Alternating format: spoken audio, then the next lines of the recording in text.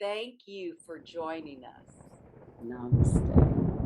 Today, just have a belt, and I've got some ideas with, using it for the arms, for stabilizing the arms. But, I'll see where we go with it, and we'll see how it shapes up. So, thank you for coming, and let's begin. So, you want to make the belt so there's a loop for having your arms as parallel as you can. And there is a chip on your elbow here that, if it's all possible, see if you can put the belt and locate it right there. Why don't we just start here where have the knees bent, and we'll roll down slowly here just to get a nice release in the back, a little bit of abdominals. And then the arms will just come straight up. And then you can kind of lift the shoulders off the floor and then drop them back down. So the belt is to try to help you with symmetry today, even though we're asymmetrical beings. But we're just going to lift the hands up and then just drop the shoulders down. And maybe that'll create more space and really flatten those shoulder blades down into the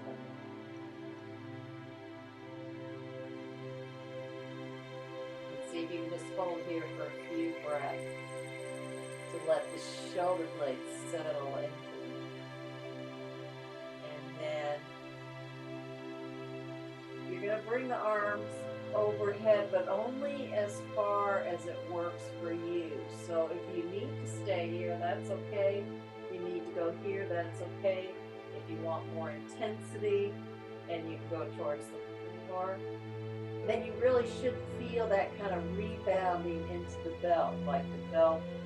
And then just check into your shoulders to make sure that you're not elevating them to the ears, that you're really still have them on the floor.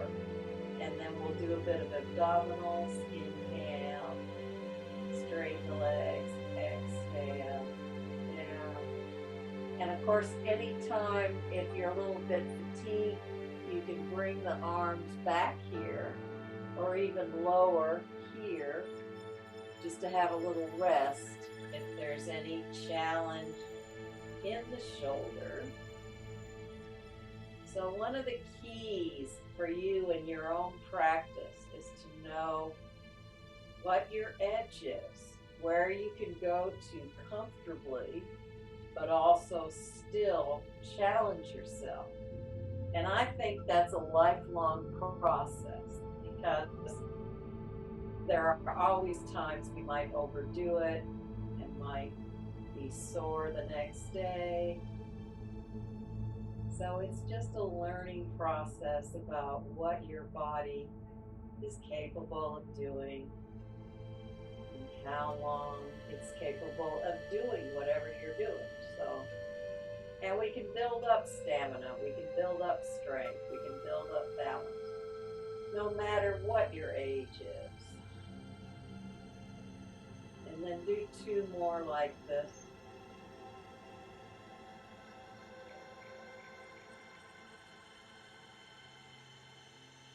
And then just release the arms down. And what you can do is just put the palms on your thighs here. That'll give you a little bit of a rest.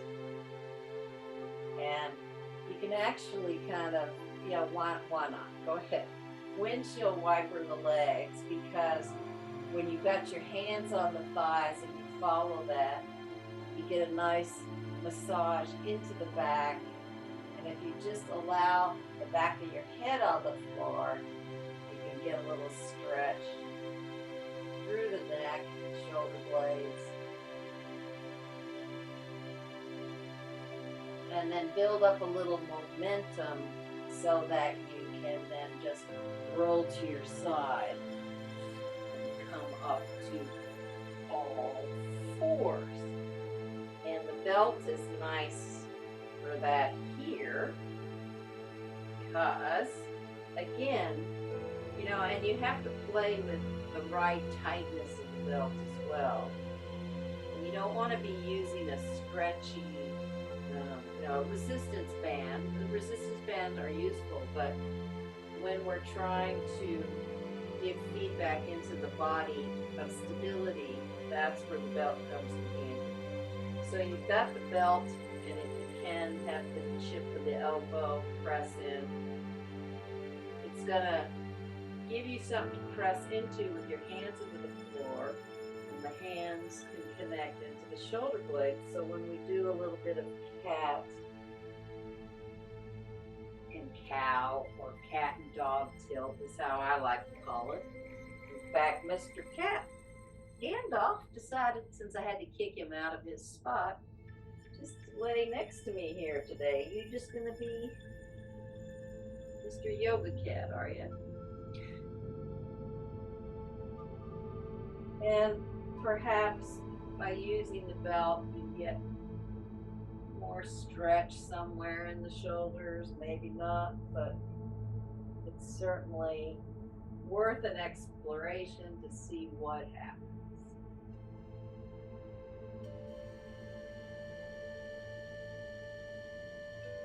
And then bring the spine to neutral, and you got big toes together, knees wide. You might want to walk the hands a little forward, and then lengthen the sit bones to the heels, so you have a little bit of spring in those shins, so you're not completely dropping down. And then from here, you can tuck your toes under and do a downward dog. Now, sometimes what I like about this belt here is it sort of gives me a resting spot for my head.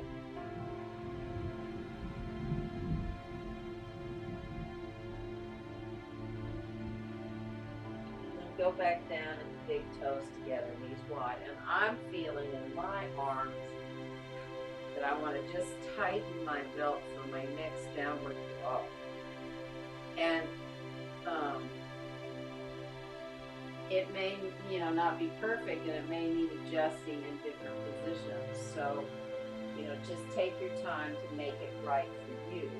So we're in big toes together, knees wide. And then we'll come back up again and tuck the toes under and go into downward facing dog.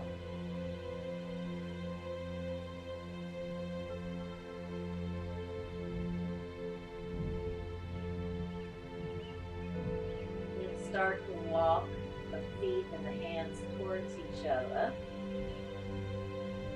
You can keep a little bend in the knees. You can have a little shake through the head and the neck, the yes and no. And if you're wanting stability, you could bring the hands to the legs as you walk up. Or, there's so many ways we can come up from here. Or you can really use the arms with straight legs to come up with arms overhead. And then just bring the hands down. It's always a little awkward with the belt. It does have this constraining thing. And this is kind of a big belt for, it's a long belt because I love to use it for other poses and legs. But some yoga teachers have really short belts, long belts, belts of every size and shape. So if you can have your arms just where they are here, but you can also soften them, just to give it a little rest. And I'm gonna do a little sequence here and, just see how you go with it. And so you're gonna inhale the arm overhead, and then see if you can raise up onto your toes.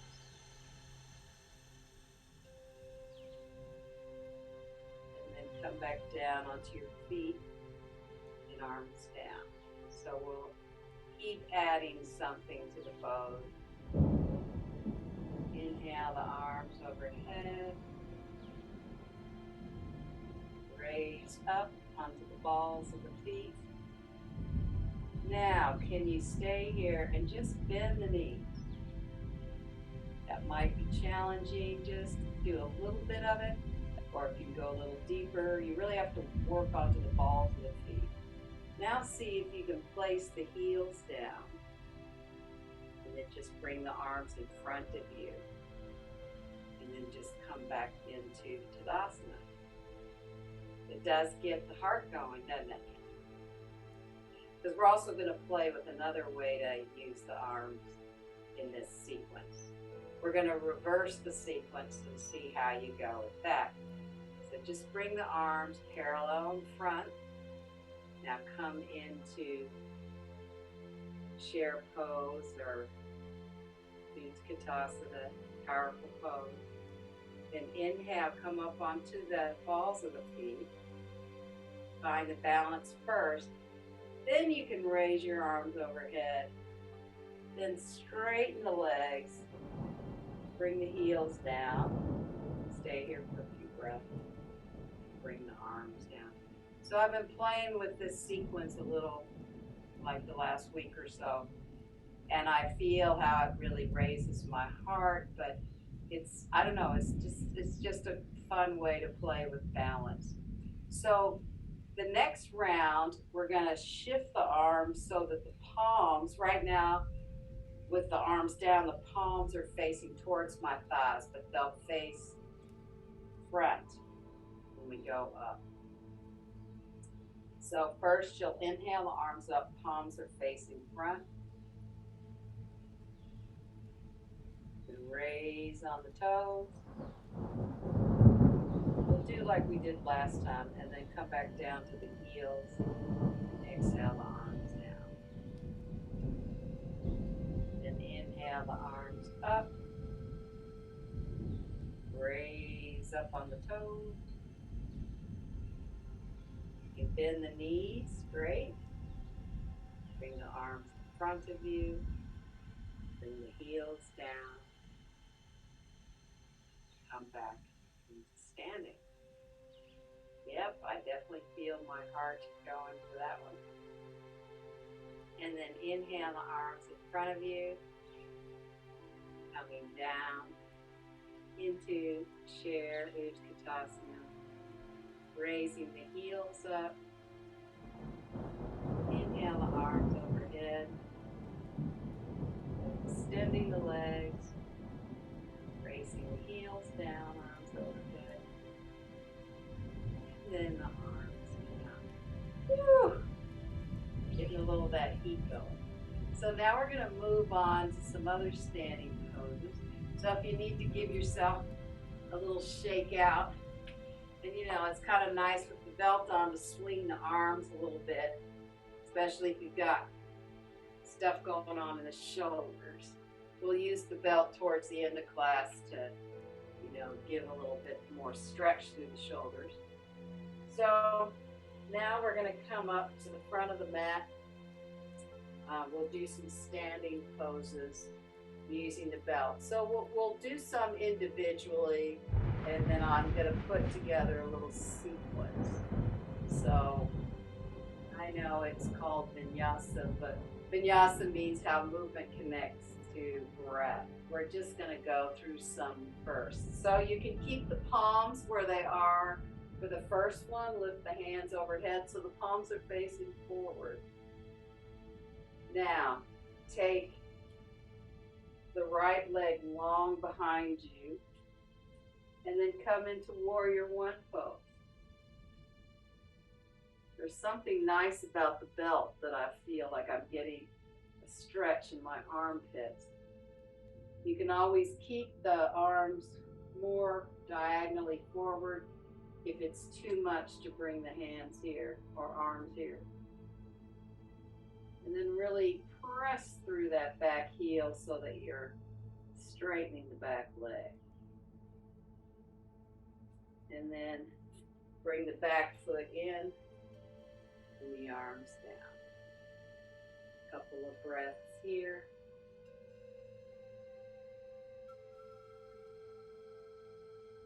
Then inhale the arms up. Extend that Left leg long behind you. Really extend through that heel. Couple of breaths.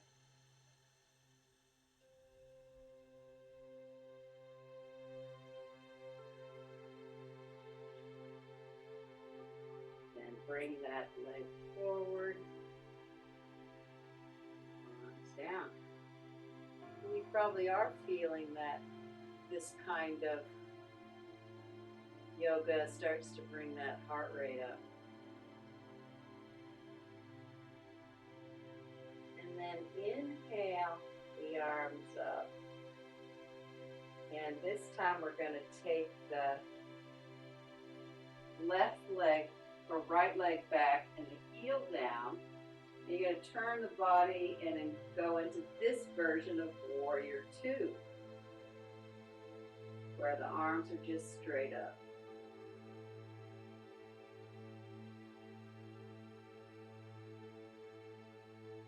And then bring that back leg in, and the arms down. Couple of breaths there. And then inhale the arms up. Take the left leg long behind you. Turning the body, coming into this variation of Warrior Two, Virabhadrasana 2. And then bring the back leg in, both legs parallel, and foot down. I'm going to need to back up for the next pose. So, let's have a couple of breaths into Tadasana. And then inhale the arms overhead. And then just turn. Yeah, I should have enough room. So you're going to slowly bring the arms forward and lift the left leg up into Warrior 3, Virabhadrasana 3. And then to come out, the arms come up to bring the foot back. And then you can bring the arms down. A couple of breaths here.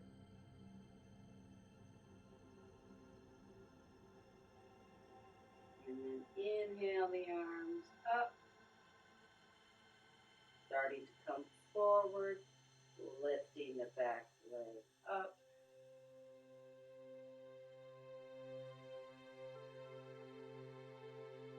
Bringing that leg through, arms up,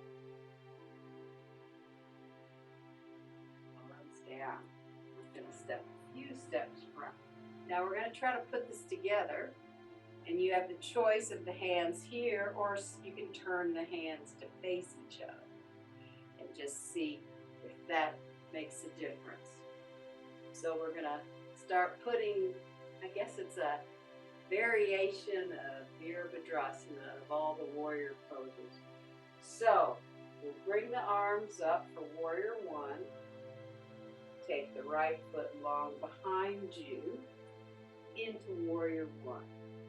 Now remember, you can always have little breaks, so bring the arms out here. If it gets too much, overhead. A couple of breaths here. Then straighten the leg, pivot the back foot, turn the body, and go into this version of Warrior 2.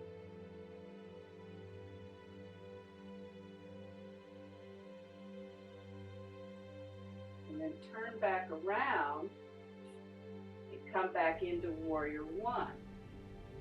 And for Warrior 1, it's easier than to fly into Warrior 3. And then coming back to Warrior 1 and bringing the back foot in and the arms down. So we could think of Warrior 1 as the stability pose that allows us to access Warrior 2 and Warrior 3. So a couple of breaths here in Tadasana, because warrior poses do really get the blood flowing, get everything moving. And you can choose how you want your hands. I'm bringing my hands parallel, so I'm going to inhale the arms up first.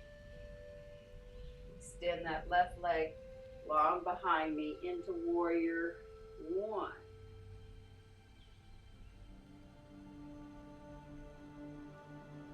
And then I'm going to straighten the front leg, pivot that back foot behind, and come into this version of warrior two.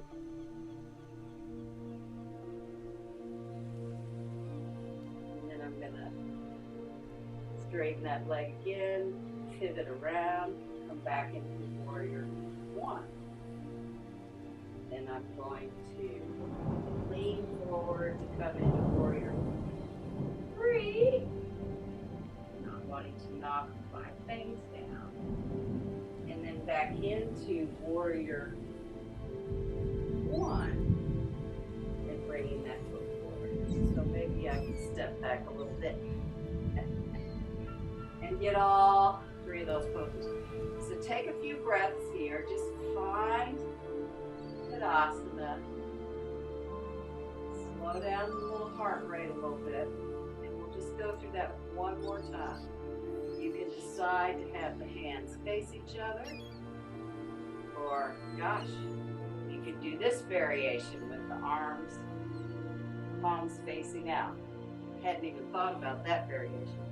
But on the last one, I'm going to play with that variation, but you can go back to palms facing the thighs and then face forward. When you come up, bring the palms facing each other, or you can pivot them out. So I'll have the thumbs in front when I lift up. So come into your version with the arms, warrior one. Oops, gotta go into warrior one. Right leg back. Yeah, so you're coming into arms overhead pose first. And then warrior one.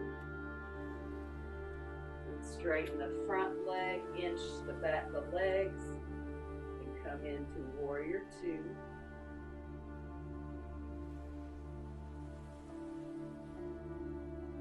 And then pivot back around by straightening the front leg into warrior one, and then coming forward into warrior three, back into warrior one, bringing the back leg in and arms down. And a couple of breaths here. It's very strong work.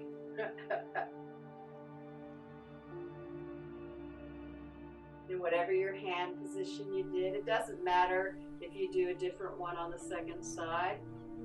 We do try to be as even as possible, but whatever works, okay? So inhale the arms up. I'm going to do the hands turned out this time. Exhale, bring that back leg long behind you into warrior one pose. Straighten the front leg, pivot the back foot, maybe inch the foot forward into warrior two.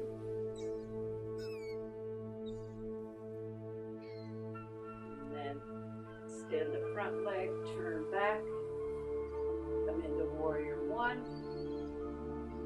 and slide forward into warrior three. Back into warrior one. Back foot forward, arms down. Whew. You probably feel pretty worn out there.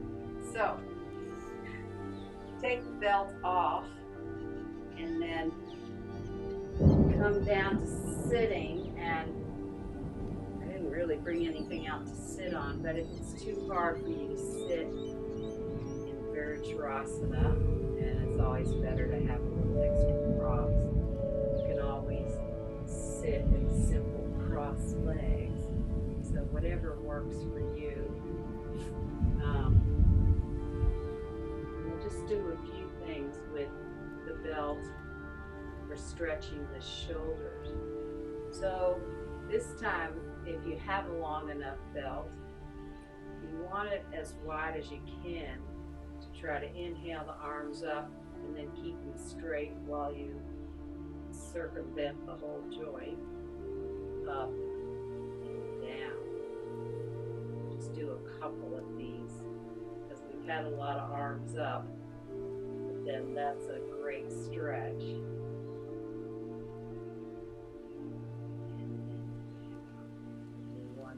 Like this. Inhale up and bring it down. Inhale up, bring it down. And then I don't know how much space you need, but we'll take the belt up as we bend the arm behind us, and then you take the opposite hand behind to try to find the belt, and then you can pull it a little bit away from the body. So my bottom wrist, back of my wrist, is into trying to get between my shoulder blades.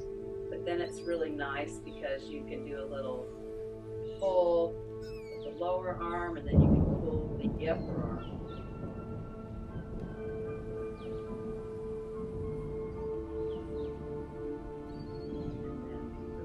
That side, and again you'll start with the other side with bringing the arm up, bending it down so the belt comes behind you, and then bringing the other hand in to find and grab the belt, and then you can play with pulling it lower to stretch the front of the arm and pulling it up to stretch the opposite arm.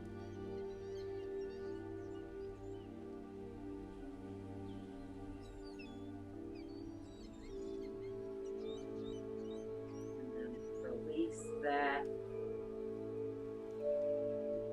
maybe just take the belt and really stretch out to the side. Put one hand down, really stretch through the belt, press the hand, bit of a side stretch. And the other side, drop the hand down. Make it a little tighter, a little bit more in that side stretch.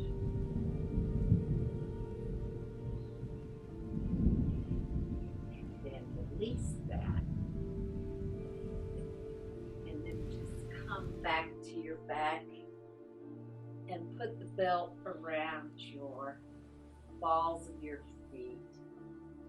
And we'll get a nice stretch in the backs of the hamstrings, and maybe you'll get some in the lower back. So you want to start where you're pretty comfortable. See if you can find the place where you can really straighten behind the knees, or I don't know if it's straightening. You want to be able to lift the thighs and just slowly open the backs of the knees like they're eyeballs. You don't want to hyperextend. You want to feel that, like if you have a tendency to hyperextend, you can put the belt on the heels. That gives a different sensation than the balls of the feet. And then you can start to pull the shins closer to your face. And just have a few breaths there. You can walk your hands up the belt. Just try to keep the legs straight.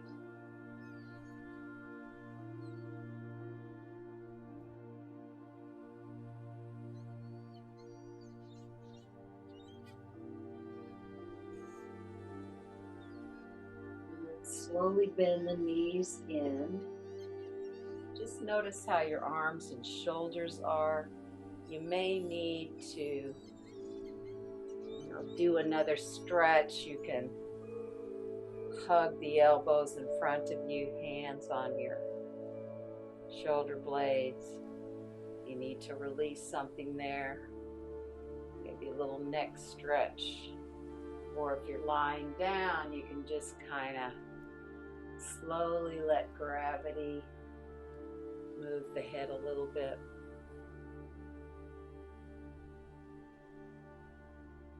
If you're laying on the floor too, you may want to interlock the fingers behind the head. Place the thumbs right at the base of the skull and just give a little tug. Give some length in the neck. And then you can release the arms next to your side.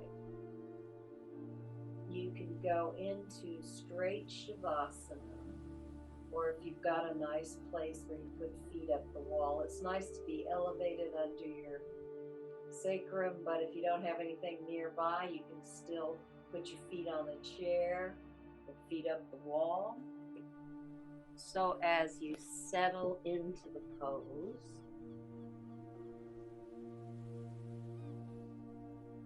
and then let the breath become soft. See if you can imagine the breath like you're it's wrinkly, it's, I guess not too many people actually iron their clothes anymore, but we can imagine if there's a little bit of wrinkles and we want to just iron out those wrinkles with each inhale and exhale.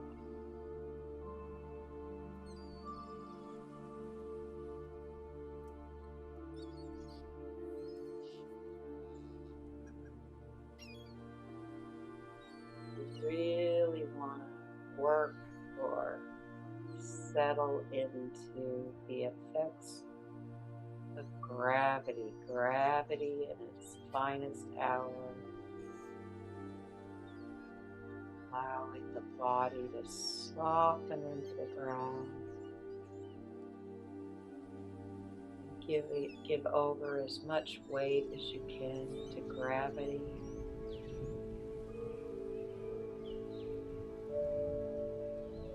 Perhaps you can feel your whole lower back, buttocks area really widening and softening into the floor.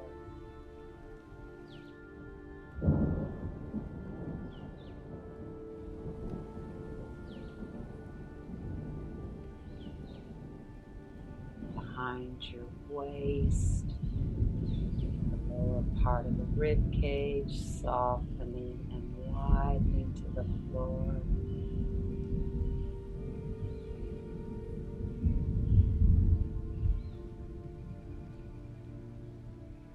Middle of the rib cage widening out from the spine, softening into the floor.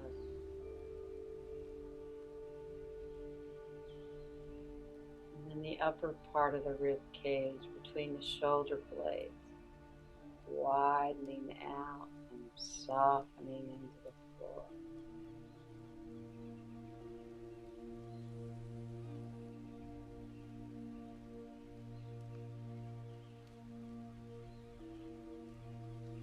And then the face really melts and softens back to the ears and the back of the head.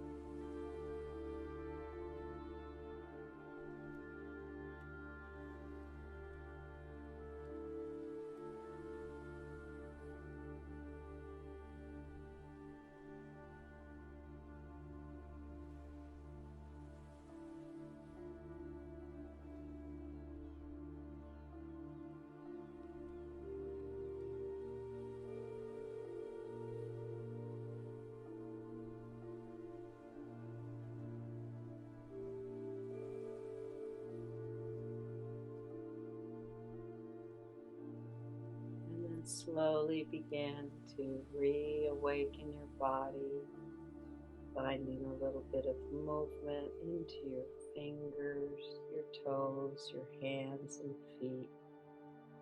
You can really give yourself a nice big stretch, rolling to your side, and then coming up to sitting. And namaste, and have a beautiful day.